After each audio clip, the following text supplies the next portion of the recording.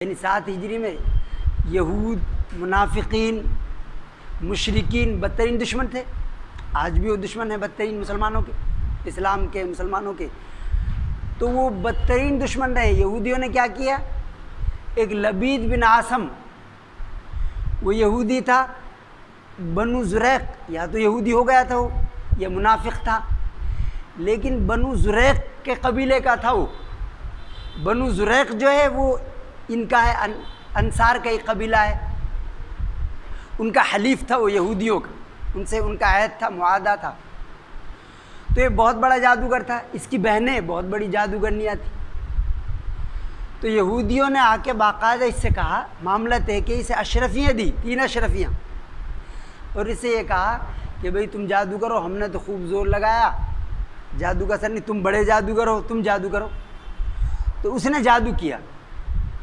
اس نے کیا کہ یہودی لڑکا آپ صلی اللہ علیہ وسلم کی خدمت میں آتا تھا، اس سے آپ صلی اللہ علیہ وسلم کے منہ مبارک، بال، کنگھی کے دندانے یہ لے لیے، یہ حاصل کر لیے، اور پھر اس پہ اس نے جادو کیا.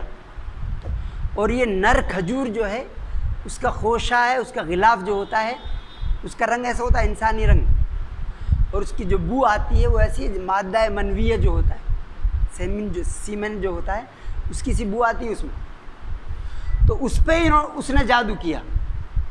اور یہ اس نے تو آپ صلی اللہ علیہ وسلم پر اس کا اثر ہوا. لیکن آپ صلی اللہ علیہ وسلم جو اثر ہوا وہ آپ کی جو نبوی زندگی ہے اس پر اثر نہیں ہوا.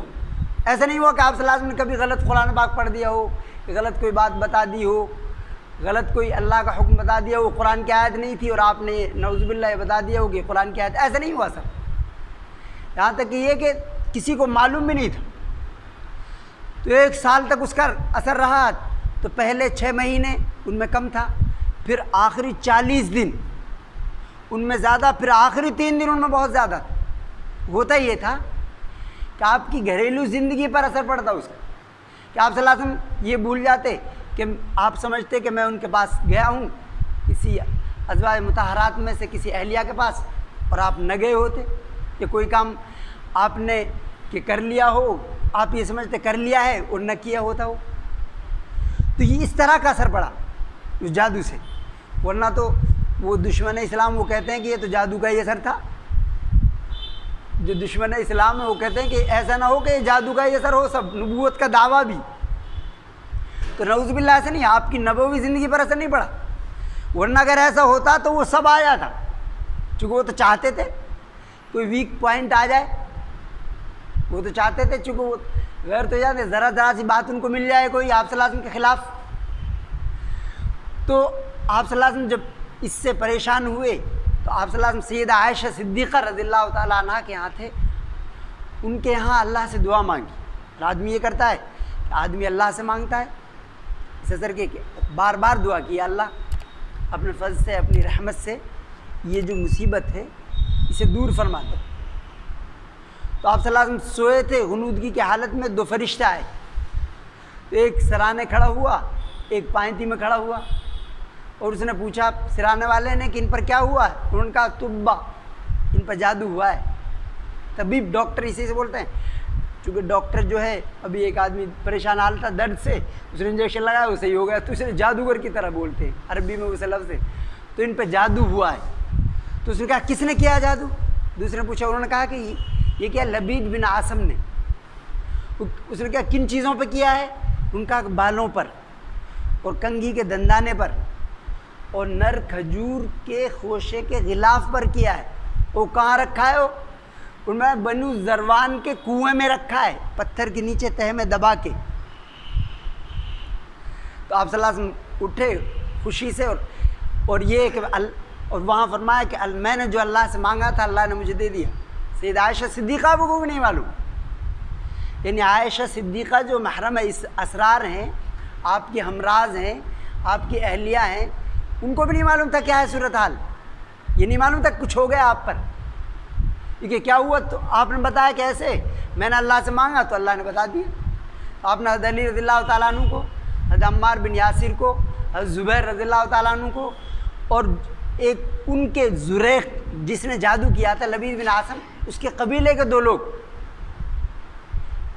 जुबैर को, तो उनके 2 कबीले, उनके लोगों को भी लिया साथ में और उनको कहा फलां कुएं पे जाओ और वहाँ वो है उस पानी को, तो ये भी फरिश्तों ने बताया कि उसे सूंध दिया जाए, पानी को निकाल दिया जाए, उसके नीचे वो पत्थर के नीचे दबा रखा है, उसे निकालो।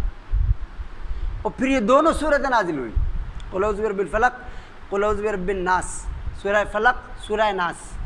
तो वहाँ फिर आप सल्लल्लाहु अलैहि वसल्लम भी तशरीफ़ ले गए, पहले ये लोग पहुँचे, वो निकाल लिया, तो वहाँ मोम का पुतला था, उसमें सुइयाँ चुभो रखी थी और ये 11 गिरह लगा रखी थी उस तांत पे, और ये 11 आयतें हैं दोनों, वो पढ़ते गए तो आप सल्लल्लाहु अलैहि वसल्लम फरमाते हैं ऐसे जैसे कोई बंधा हुआ था वो खुल गया हो।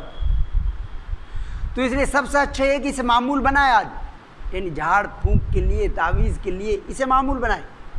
तो दुनिया का सबसे बड़ा आदमी जो इससे सही हुआ, तो छोटे लोग भी इससे ही सही होंगे।